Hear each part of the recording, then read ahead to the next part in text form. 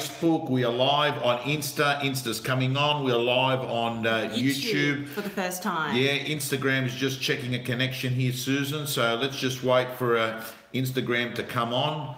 And if it doesn't, I'll have to do something there. Hi, let's just get this audience to build up. Hello, YouTube. First time on YouTube. We have an audience there. Is that an audience there? Or is that the timer? I'm not sure. That's the timer, but okay. The audience, so again, we have an audience what now. We're doing now here, hi to everyone. Hey guys, what's up? Susan, hey Bernard. You want to take... Happy birthday to Lavinia. Lavinia is Bernard's wife. Yep. Yep. Happy birthday, and glad your daughter's doing fine. Your son and your daughter. Your son and your daughter. Both of them. Okay, so gang, let's just wait for this audience to build up. How are we going on Insta? We're going on Insta now. Let's have a quick look, guys and girls. We go here, Instagram. So guys, we are live on YouTube Start for the first live time. video, checking connection. We are live on Facebook as usual, and we are also live on fantastic. Instagram. We are now live. Fantastic. Hello, Philip. How you going? Hello to everyone. Hello, everyone. This is 3 audiences at the one time. That's YouTube, Insta, Facebook. Why? We want to be on Channel 7, Channel 9, and Channel 10. More channels, more reach. And what do we talk about in this new world? It's all about bums on seats. And today I have Susan Zeng. Hello, Christina Panos. She gives us a big wave. Good to see you, Christina. Christina Panos there, so beautiful. Okay, so guys and girls. And we might go live on Twitter next week as well. We'll try that. Yeah, we'll do that as well. Aqua water, guys. And there's Gav. By the way, guys and girls, hey, Gav's event. What's the date, Susan? The 26th of October. 26th of October on Friday. Great day to be at an event. I'm opening up that.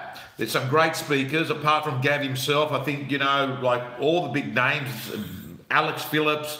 Hey, listen, just go to Gav's Insta page, watch the video. WITGR.com. I got to tell you, he's got a star-studded event. If you got, I think it's only a couple of $100. I can't remember what the cost of the event is, but bottom line is, see you there, and there is also a party afterwards. And I've told Gavin Rubenstein, I'm going to the party afterwards, and I'm pumped about that. Friday night, Susan, drinks. Do you ever drink? No, never. You don't drink. I'm going to drink that night. I'm going to drink. Hey, Nicole, good to see you the other night. I'm going to drink. You know what drink I really like? Pinot? No, I like the martini with the espresso martini. Espresso martini. I love an espresso martini. It sort of pumps you up and makes you feel relaxed at the same time. I love that drink. I'm going to have Gav espresso martinis. So hi to everyone. Now, Susan, I believe, hey, by the way, you forgot to mic yourself up. I forgot to mic myself up. I think they can hear you. Well, how do they hear me anyway? Well, maybe it's not coming through that mic. Right. Hey, okay, so gang, let's go. Let's get the show on the road. Let's get Susan. on the show. So Susan, let's be very clear here. Today, you're going to start off the Sunday night rant. In a moment, I'm going to give you 8 laws that affect the behavior of people. I'm going to tell you, some of these are a little bit deep, but if you nail these, tomorrow you'll be able to use them. And it started off today with me putting a little quiz out there on Insta, and 90% of the people got the answer wrong. Now, this is not an IQ question. This is actually a behavioural question. So we're going to talk about it. But Susan, let's go on to the rant. Brenton's here. Brenton, I'll kick. Hey, Brenton. Illichich. Let's start with the rant. I'm going to start with it. Brenton, we've got a rap for you today. So Brenton, you're the director of EYS. It's auctioning at its finest. And you're rescuing buyers when they're swimming in the Egyptian river because their bids are so low, they're in denial. And you're the light at the end of the tunnel. So when buyers are looking to you as they're going through it, can you still get record prices in this market that shows no improvement? Let's ask baby Orlando. He thinks you can though. He's pulling the car door handle, signaling to the agent that they should get a grip on it. I can see you! I'm sorry. I can see you! Sorry. As I get a grip on it, I'm fucking crazy. He's so cute as an icebreaker. And when he tears things up when you're featured in the newspaper, and you auction with every fiber of your being, you extract every last dollar that you can see. Next to the sold sign, hey, is the sold that you left on the driveway. You're auctioning properties worth over $1 million. Going once, going twice, third and final call. Tom did another $1. And one more thing I forgot I have to mention is that Elvis called. He wants his haircut back. Brenton, it's here. I'm going to scan it and email it to you at the end of the thing. This is good. This is fantastic. You and your family can sit around when you're 65 years of age and say, grandkids, come on over. Yeah. Have a look at this. Now, what's the next one? The next one, I heard Eminem do an interview with, and so his manager's name is Paul, and he said, once he said, because his manager said he can't do certain things, right? So then he said, my manager's like a pallbearer. He's always got bad news, which got me thinking. My manager's name is Tom Panos. He talks straight through to you. He'll just rip the Band-Aid off. And every Sunday night when the rant is airing, he's always swearing to reduce the swearing. I guess that makes you a little bit of a hypocrite because you're ripping shit. And Christina's friends are watching, so we better childproof it. Or the moms at PLC will lose it. And even though your cursing has worsened, we'll still forgive you because you're a really good person. Susan, that's outstanding. Quick question. How come towards the end of your rap, you move from Australian to American? That you started having an American accent towards the end. Because obviously I speak Australian, and then when you rap in American, it actually, we've been through this before, it makes it easier. Anyways, last thing before I want to, Eminem's new album Kamikaze is out. You can get it on iTunes, on Google Play, and Spotify, pretty much anywhere really. So you can listen to real rap music and none of this nonsense. Susan, do you I think he's a good artist. Do you think they give a fuck about Eminem? I think they do. You think people here care? Can I ask you, thumbs up if you listen to Eminem. See, there we go. Look at all these thumbs up. Everyone's got their thumbs up. Hey, Danny Hayes, what's up? See? Okay. Anyways, so thank you. Have a great night. Thank you so much. And see you on the flip side. See you on the flip side. So Susan, now what happens is Susan moves over. I come here.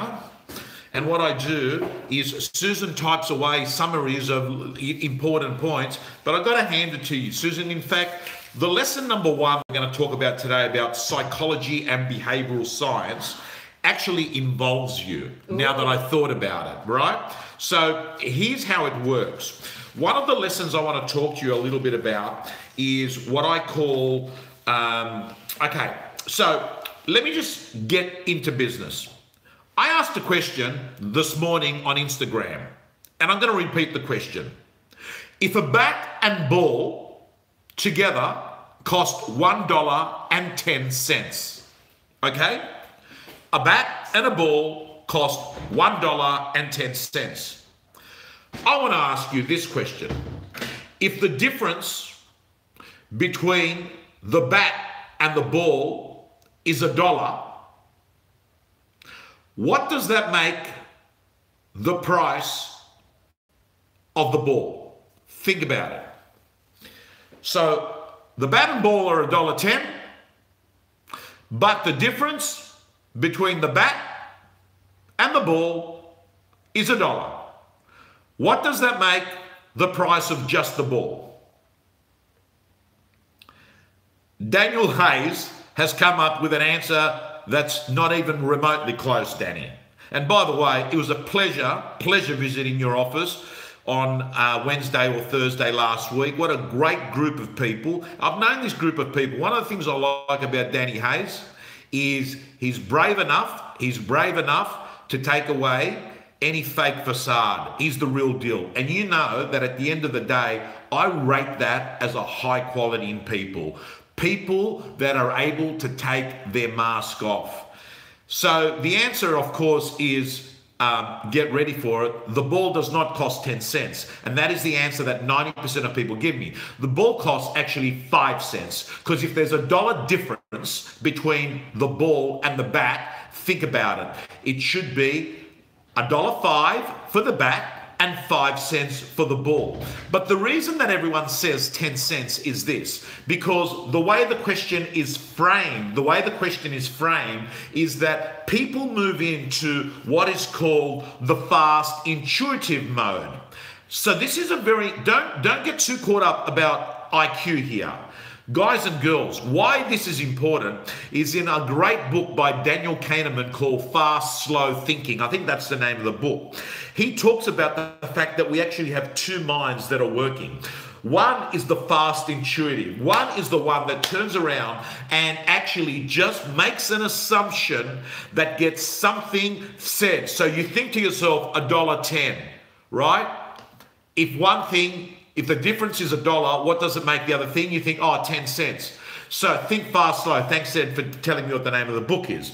But why this is important is because we as human beings have been built to actually not burn brain calories. So what we do is we come up with automatic assumptions all the time. This is an important subject for us that work in sales and business and in real estate, because what we do is to actually preserve calories, to actually help us operate in a world that's very hectic. What we tend to do is to quickly resort to intuitive thinking, not actual thoughtful thinking. So I'll give you an example. Susan, if you came to an open for inspection, right? You came along to an open for inspection, and I'm about to do an auction in Burwood or Ashfield, right? So Susan comes to an open for inspection. We know that Susan looks Asian, correct? That's a fact. And what actually happens is I believe that I look at you, you're Asian, okay?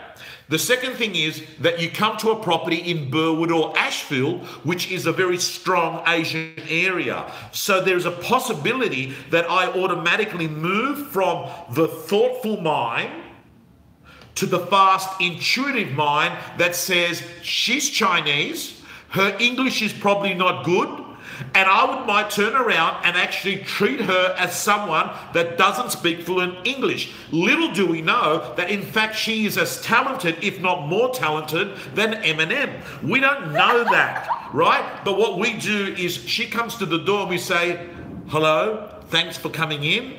Are you looking to buy a home with all the money you have from China, right? You get the drill on what I'm saying. We come to this assumption.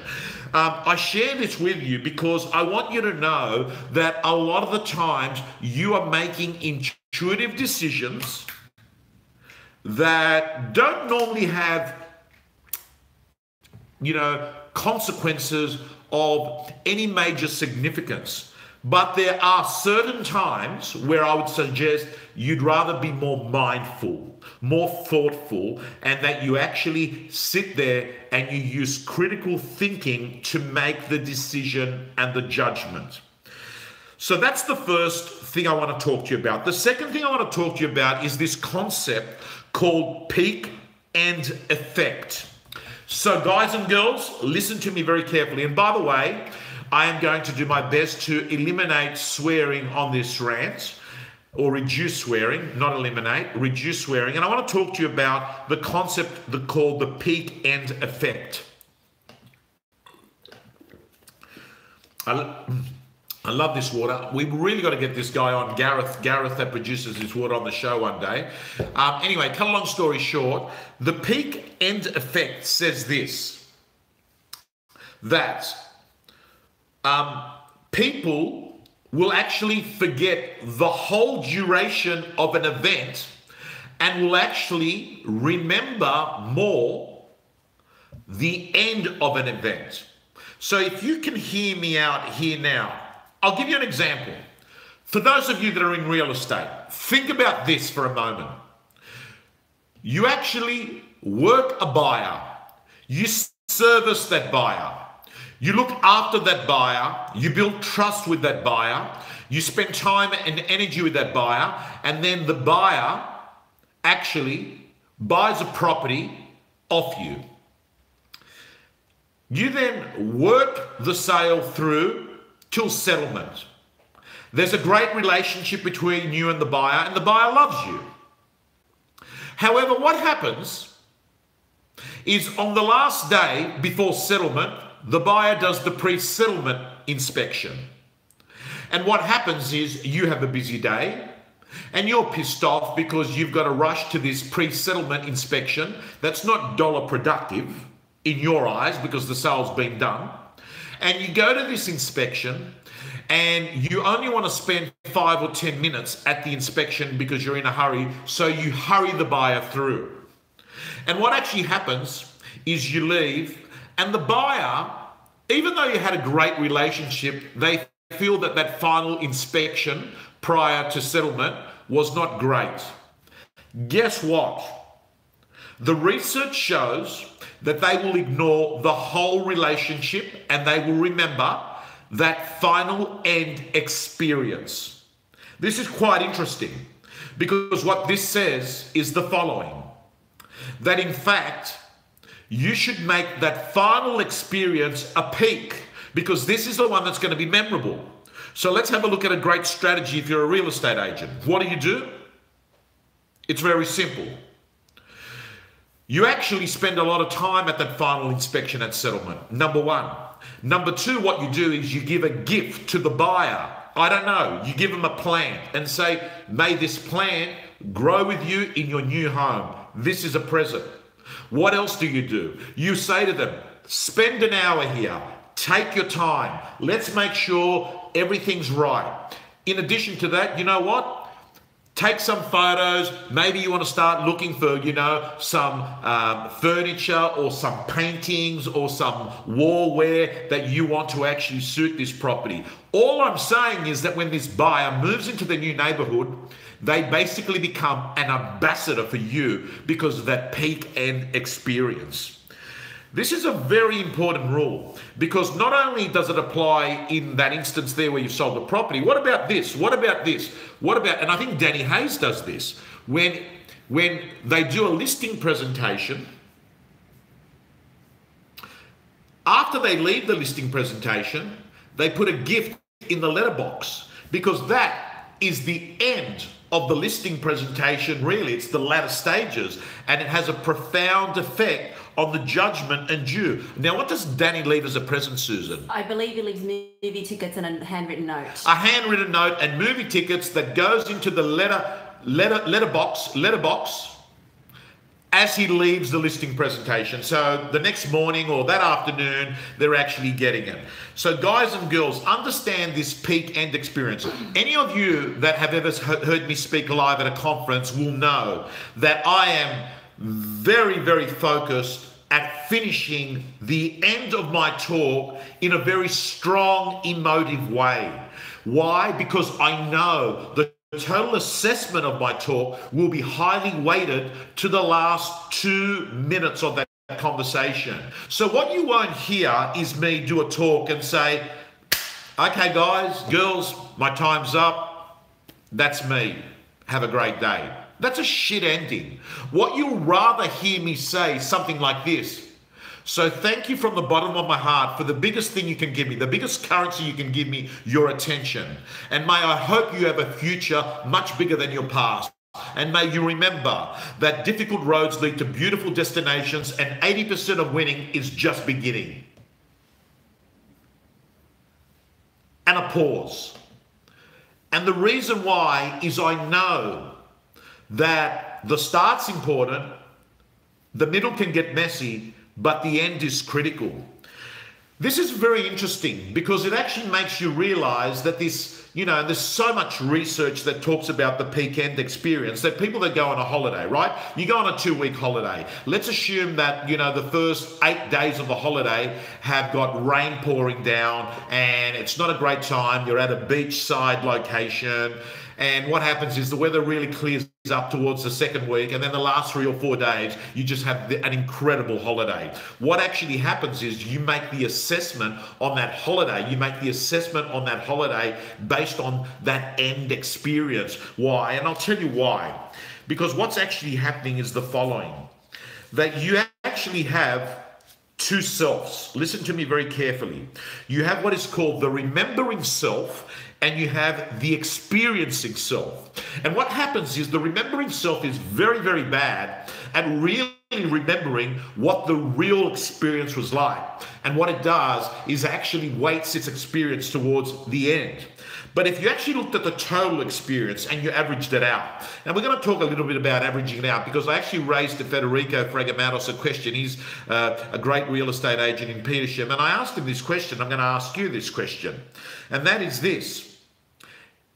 If you are the owner of a real estate business and you had to send an agent out to get a listing, one of your agents has got an 80% strike rate, and one of your agents has a 50% strike rate.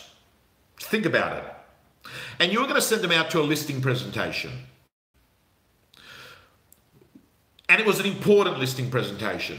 Who would you send? Would you send the one that's got the 80% strike rate, or would you send the one that's got a 50% strike rate? But here's the clicker. The person with the 50% strike rate has listed 3 properties in the last 24 hours, has got 100% in his last 3 listing presentations. Who would you pick? Would you pick the person with the 80% strike rate, or would you pick the person that has just listed 3 properties and is on fire? Who would you pick? And I'd love to get you some answers, and I'd love you on Insta, YouTube, Facebook to give me some answers. Who would you pick? Would you pick the person that is on fire with the 3 out of 3, or would you pick the person that's got an 80% strike rate? Who'd you pick, Susan? The person with the highest overall average strike rate. Correct. So you would actually pick the person, Sanjay. Well, there we go. Most people are saying the person on fire, right? You would pick the person with the 80% strike rate. That's who you'd pick, because you would revert back to the baseline.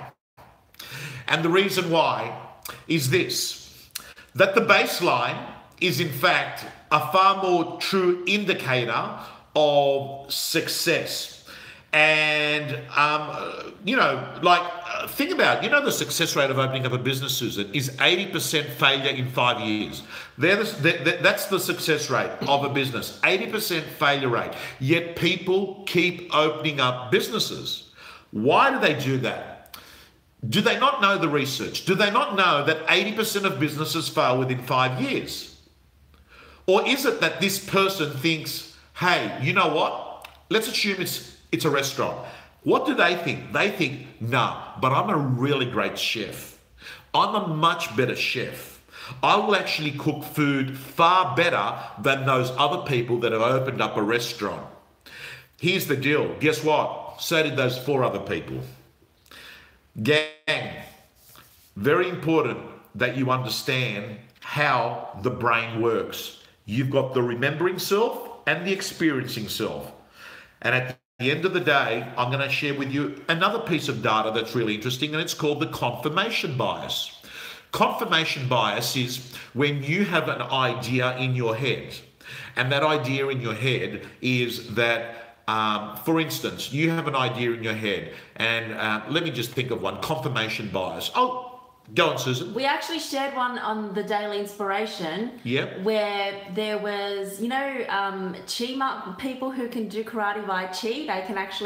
They believe that they can actually roll people over with. Okay, so Susan's giving me an example of one with chi. Can you give us a short version of it, Susan? Or is it going to take a long? Because you're not even in front of the microphone and there's all of that. Can I just give you an example of a confirmation bias? A confirmation bias. Go. Okay. So what actually happens is that you got a confirmation bias, and it says that, all young kids, right, that are on their people, that drive hot cars are crazy drivers and are hoons. So what actually happens is that one goes down the road, and what happens is you focus on that one, right? You focus on that one. Or all of a sudden someone says to you, another example is someone said to you, Tom, geez, I've noticed that there's a lot of white Porsche Macans around. So what actually happens is that your mind is focused on looking at white Porsche Macans, right? And all of a sudden you see those. So, gang, that's the story there on confirmation bias. But another term I'd like to talk to you about is priming. Priming is a really interesting one because priming affects your decision. Now, priming is used a lot in casinos. What you'll notice at a casino, what they'll have is the sound of money going on in the background, and you'll notice even poker machines have this sound like ding, ding, ding, ding, ding, ding, money's being made. This, of course, is the concept of priming. In fact, in research done in wine shops, if they have French music going on in the background and someone walks in, they are more inclined to buy French wine. And if they've got German music going on in the background, they're more inclined to actually buy German wine. What happens is this, that our senses have got trigger points and we are primed to actually make decisions on that effect. Which brings me to my next point, which is called the halo effect. And the halo effect says that what we'll do is, get ready for this, we'll be influenced on the content of what people say based on the following: how attractive they are, or whether we like that person. So what we're saying is this: if someone likes you, or if you're highly attractive, what comes out of your mouth has a higher likelihood of being believed by that person, right? So why is this important? I think it basically says to you, be the best version of the way that you can look. And why else? Be the person that actually's got the ability to get some people to like him. And we know that one of the ways that you can get people to like him is to mirror them. And one of the other ways that you can get people to like them is to actually let them talk. And one of the other ways that you can get people to like them is to look them in the eyes. And another way to get people to like them is to actually take your mask off and show your vulnerability. And what we actually see is that people are more likely to believe the message that you give because of this halo effect, that once you have this halo effect, people are more inclined to believe you. Thank you, Nick Rigas, as a reminder to drink the water. Mike Nickel, tell Susan if she hasn't bought yet some beautiful property. So Mike Nickel's doing the right thing. He's trying to sell you real estate on the Sunday Night Rant. So far we've gone off and we've talked about a couple of concepts. We've talked about the bat and ball, the fact that your brain has got a part of it that actually thinks fast and intuitively because it's trying to protect you. It doesn't want to burn too many calories. And there's also a part in your mind that is slow and thoughtful. We also talked about the peak end experience and why it's critical for you to have a really good end experience with a client because their memory will remember that more than the whole duration of your relationship. In addition to that, we also talked about the importance of you understanding confirmation bias. Basically, you have a belief, and then what happens is you're out there searching for things that support that belief, give it legs to that belief. Then we've got what we call the priming, that effect that you get your brain primed for information, and corporations are doing this all the time. They sometimes have nice hot bread smelling in a bread shop, right? I use the casino example. Now, the next thing I want to talk about before we finish off here is this, the hindsight bias. The hindsight bias is an interesting one, and that basically says that everyone's got 20/20 vision after the event, that people turn around and say, oh, that was obvious, but it wasn't that obvious prior to the event. Guys and girls, I want to let you know that today I fully acknowledge most of what I talked about has come from the author Daniel Kahneman, who is the author of the book Think Fast, Think Slow, something along the lines there. But he's also the person that came up with the research that people feel more pain losing $1 than pleasure winning $1. And that's why I've always used that script whenever I'm talking about vendor paid advertising. Mr. and Mrs. Vendor, what's more important to you? The risk of over marketing by a few $1,000s or the risk of underselling by $50,000? And at that point, guys and girls, I want to thank you, and I also want to give a very big plug. What are you looking at, Susan? Talk about the hindsight bias. The hindsight bias, in summary, Susan, is basically what we're saying is don't ever, ever turn around and say to someone, how could you be so stupid? Couldn't you see that?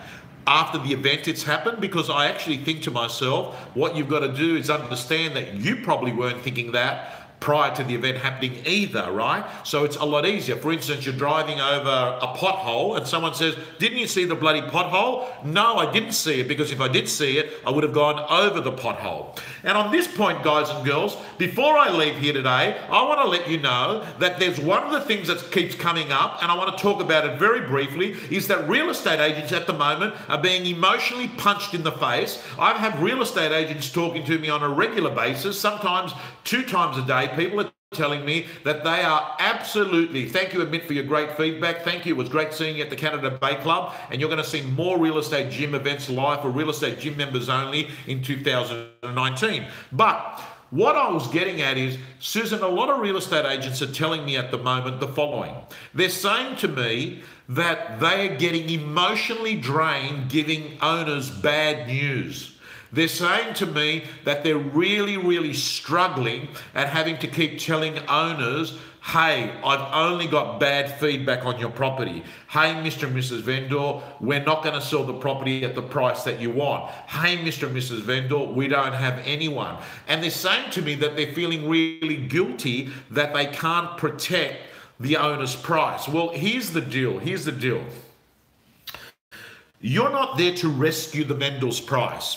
You're there to facilitate a transaction. And to the real estate agent that on Friday said to me that they feel really guilty that their owner has to actually drop $50,000, and they would have got $50,000 more 6-8 months ago, and that's why they don't want to actually sort of be a little bit, direct and explain to them that they're not going to get their price. I say to you this, do you understand your job is not there to actually be the rescuer? Your job there is to actually move ahead, facilitate a process, and actually go in and inform the people the news of their property. And some of the news is going to be good, and some of the news is not going to be good. It's called the truth. And here's the deal. You know what? These people have also made $100,000, $200,000, $300,000 on their capital gain. Do you understand that? Do you remember that? Are you forgetting that? They are already ahead. All they're doing is having a slight correction on something that's absolutely gone crazy. So if you're sitting there, don't feel sorry for them, because your job is not to feel sorry for them. Your job is to be a professional. And what a professional does is go out to the marketplace, market real estate, get intel, which is information you weren't privy to at the time of listing a property. You didn't have that information. Subsequently, you do have that information, and that you convey that information, and you are not the source of the information. You're the person that is the messenger of the information, and you must tell them, don't shoot the messenger. So guys and girls, get on with it. Stop trying to be liked by every single person every day, because I'm telling you, if you don't get on with your job and do it properly, at the end of it, the property's going to expire, it's going to be sold by another agent, and they're going to say that you're a shit agent because you couldn't sell their property. So get onto it and understand, real estate is a process game. It's about bums on seats. And at the moment, listen to me very carefully. If you don't have buyer traffic and engagement on one of your listings, what you need to do is go in and have one of these critical, crucial, strong conversations that is evidence-based, and you sit there and you explain to people that you're there, as Mario says from Canberra, you are there to solve the problem and get it solved. So stop selling and start solving. And what else am I saying you should do? Sit down with them, talk to the owners, eyeball to eyeball, and say, listen, I've got great news for you. You're not going to get your price. You're going to get $50,000 less. But here's the good news, the silver lining. The one you're going to buy, you're saving $100,000. You've made $50,000, in fact, doing business this time than doing it 2 years ago. This is what this marketplace wants, guys and girls. Do you understand that this marketplace, sorry guys, do you understand that this marketplace right now is looking for people that have got the ability to be a deal maker? They're not looking for order takers. They're not looking for glitchy, needy, desperate salespeople sort of sitting there saying, hey, I don't know what to do. They're not looking for a defeated person. They're looking for a person that is solution focused. Guys and girls, I've said my stuff. May you have a great week. We're hiring someone. We're hiring someone. Okay, guys and girls, please, I am looking for a videographer. I want someone that's young. I want someone young at heart. I want someone that's energetic. I want someone that is gonna be with me pretty much all the time.